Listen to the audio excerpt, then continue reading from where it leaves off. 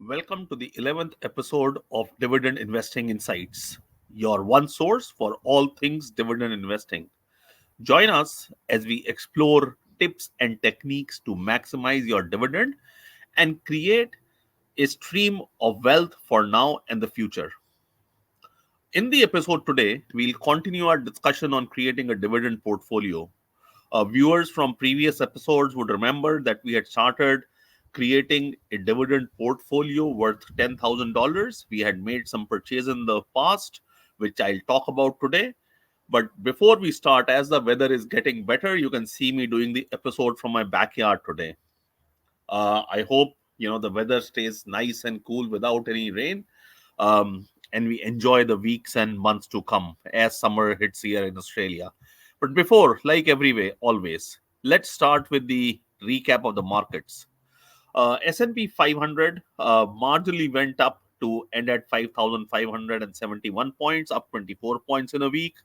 Nasdaq too went up slightly with 68 points for the week, or 0.38%. Here locally, ASX 200 went down by 0.76% to end at 8,150 points. But as I have said always, the stock markets and the shares prices will go up and down all the time. And you as a dividend investor has to focus on shares and stocks that continue to pay dividend now and will pay an increased dividend in the years to come. Anyway, let's start with the episode for today. As I said, we have been creating a dividend portfolio. Just to remind the viewers, 2 weeks ago when we started building this portfolio, we had bought KDP, Keurig Dr. Pepper. We had bought 50 stocks at $37.46 for an investment of 1,873. We had kept in mind that the stock that we buy has a X dividend date that is close by, and in this case, 27th of September was the X dividend date, and it was paying out 23 cents per share. The pay date is tomorrow, which is 11th of, rather later in the week, 11th of October. Today is 6th. Then in the last week, we bought 10 JP Morgan shares at 210.5 for an investment of $2,105. It had an ex-dividend date of 4th of October and was paying out $1.25 per share. So the ex-dividend for JP Morgan Chase has also gone by. So we have secured this share as well. The pay date for this would be 31st October. Let's look at more shares today and see as to what could turn out to be a good buy for us. And like always, what we would do is we would look at the dividend calendar, and this is just a practice that I follow. That any buy that I do, I buy which pays out in the coming weeks, in the coming months, so that there is some return in the short term and over a long period of time. However, more importantly, the share should be fundamentally strong and should have the ability to not only maintain the dividend yield that it has, but increase the dividend in the years to come. So, in the scan of the dividend calendar, which is publicly available at many websites, I came across AT&T. AT&T is the world's largest telecommunication company, works both in landlines, mobiles, corporate networks, private networks, works in multiple places. As of this recording, has a market price of $21.91 and has an ex-dividend or date of next week of 10th of October 2024 and paying out 27.75 cents per share. Now, this alone should not be the criteria that it has an ex-dividend date in the coming weeks. It should be fundamentally strong. It should have the ability to pay its dividend, and our portfolio has to be diversified. Until now, we have taken a beverage, which is KDP. We have taken a bank, which is JP Morgan Chase. Let's see if AT&T fits the bill of a dividend investor and is a good buy for us. And to do that, we will use our own dividend investing checklist that we have created with years of experience. And here's the checklist. So the first question as per the checklist: do you as an investor understand the company's business? Yes, I do. AT&T is a global player. It is a big organization. At some time or the other, each of us would have consumed its services in some form or other.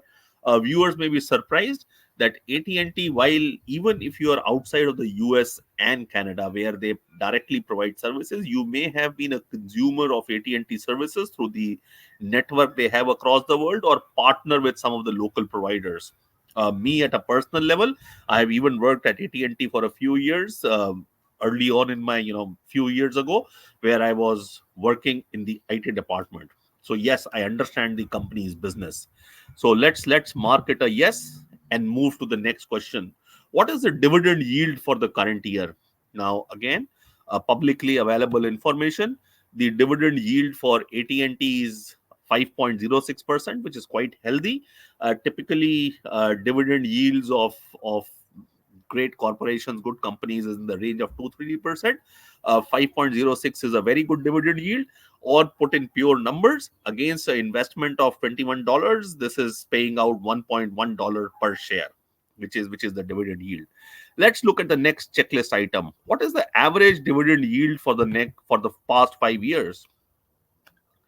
Now, this does come as a surprise. $1.54 per share, which requires further investigation. Now, what this means is, for the last 5 years, AT&T has been paying out a dividend of $1.54 per share. However, this year it will be reducing its dividend to $1.1 per share. Now, is this a dividend trap? Let's investigate. And my further investigation revealed that the AT&T CEO in 2022 invested some of the profit into a new business unit, which is going to produce more income and dividend, more income for AT&T. Now, while not a best scenario, in fact, in 2022, AT&T even split its shares and gave 1,324 shares for every 1,000 shares, or somewhere around that number. So while it's not an ideal scenario that the dividend has dropped, however, in this case, since it is explainable, it is understandable that dividend has dropped. Now, before deciding not to invest further, let's look at rest of the checklist item and move further and see if there's any other thing that causes an alarm and calls out that we do not make this investment. So the next checklist item is, what is the payout ratio for the stock? The payout ratio is 63.79. Now, this is falling right in the space where we want it to be. A payout ratio between 30 and 70% is considered to be healthy. This is 63.79, which gives us some assurance that AT&T should be able to maintain this dividend in the years to come. So this is a good sign. Let's look further. What is the price to earnings ratio? The price to earning ratio is 12.59, which is again very good. Again, typically, anything between 1 and 20 should be considered a good price to earnings ratio.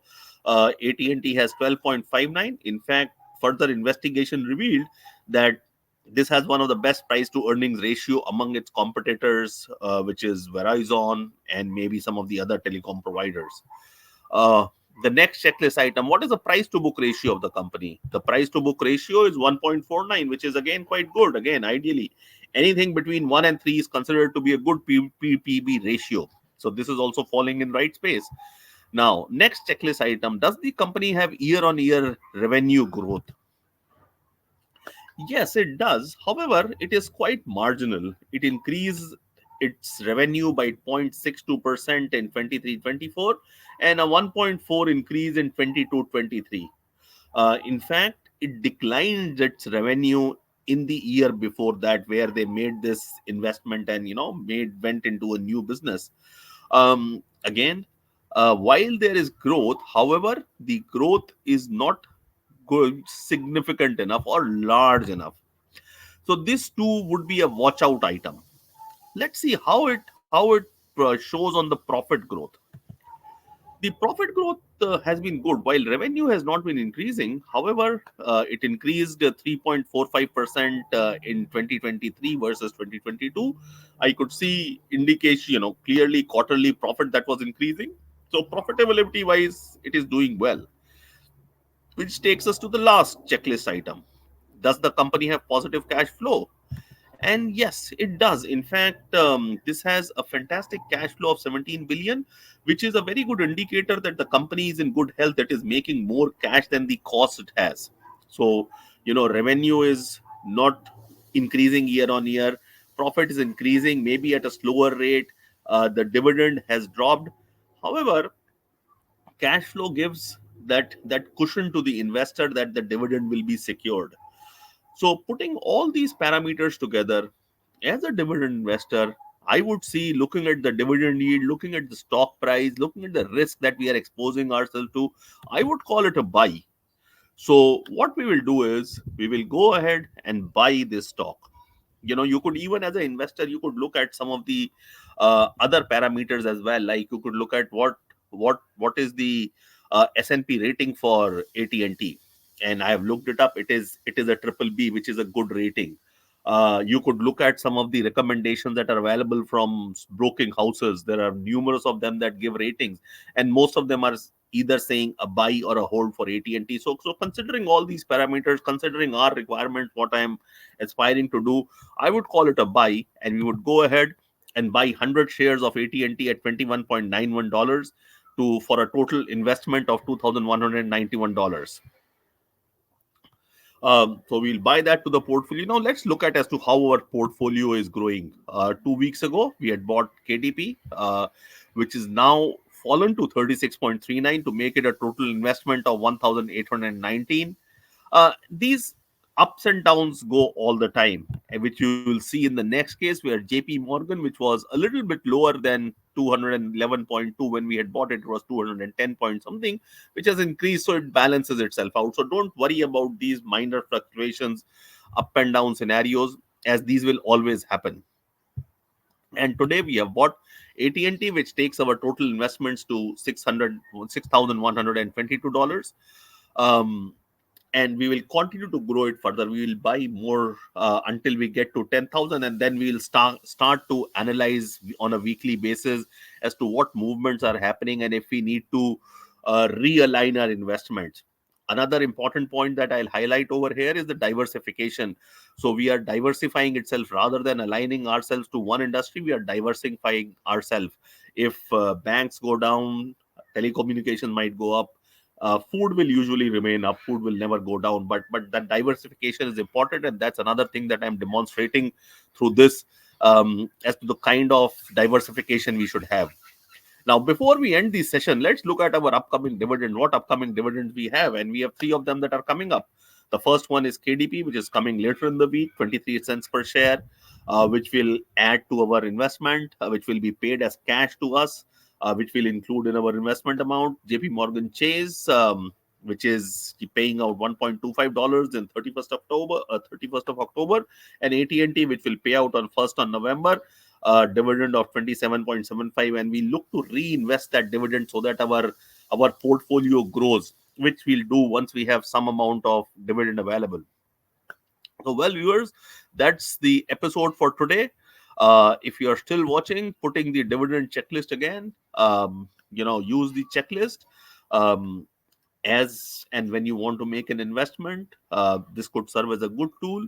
Thanks for watching, and see you until the next episode. Like, subscribe to the channel, and talk to you soon.